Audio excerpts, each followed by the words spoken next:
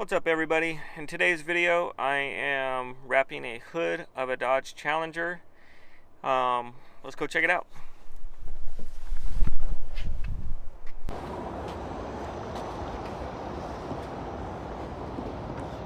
So we got the hood scoop, or we got these plastic pieces out. So yeah,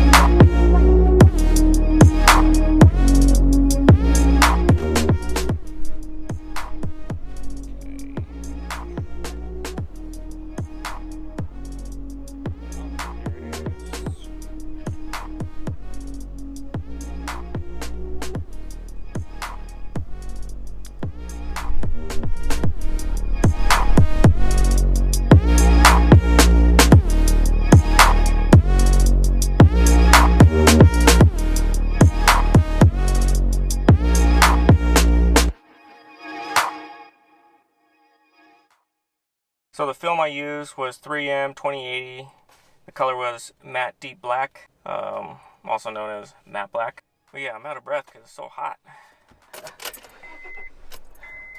Okay, hope you like this short video. Go ahead and subscribe if you like. And like the video. I would really appreciate it. And stay tuned for more videos to come. Okay, see ya.